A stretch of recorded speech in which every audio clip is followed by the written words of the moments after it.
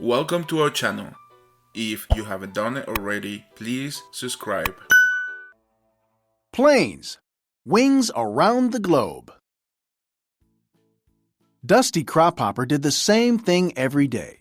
Fly low, spray Vitaminimulch on the crops, turn around, repeat. Dusty was a crop duster. He loved his job, but his dream was to become a world champion racer. After work, Dusty would always race his friend Chug the fuel truck. One day, Dusty sprang an oil leak. Dottie the mechanic tug fixed him up and said, "You're just not built to race." Chug suggested that Dusty get Skipper to train him for the Wings Around the Globe rally. "He's a war hero," said Chug. "They say he flew hundreds of missions." But the old plane refused to help. At the tryouts, Dusty was nervous. Only the 5 fastest planes would go to the big race. Dusty revved his engine and zoomed down the course. He zipped around each turn and quickly roared across the finish line. Dusty finished in 6th place. With his dream dashed, he sadly returned home. Then he got some great news. The plane that had come in 5th dropped out. "You're in," declared the race official. Dusty's friends cheered. Skipper finally agreed to coach Dusty for the race. Dusty tried to catch the tailwinds, but he was afraid to get that high.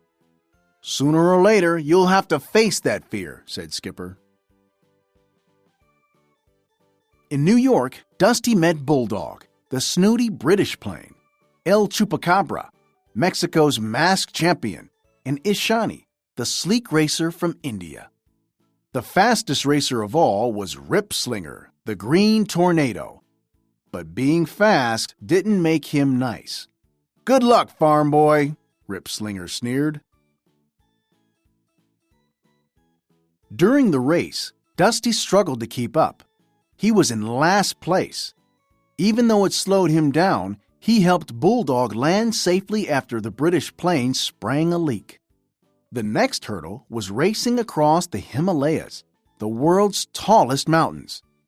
As the other planes climbed high above the mountains, Dusty followed the railroad tracks. He flew right into a narrow tunnel. Flying through the tunnel was scary, but when Dusty came out the other side, he was in first place. Rip Slinger was angry. He came up with a plan to knock Dusty out of the race. Soon the racers headed out across the Pacific Ocean bound for Mexico.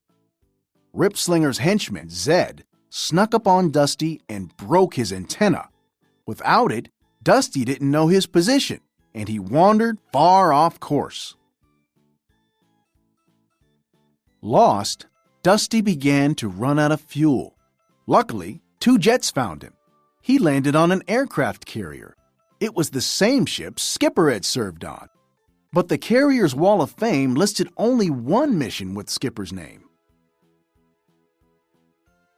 Dusty got back in the race, but he flew into a terrible storm and was badly damaged.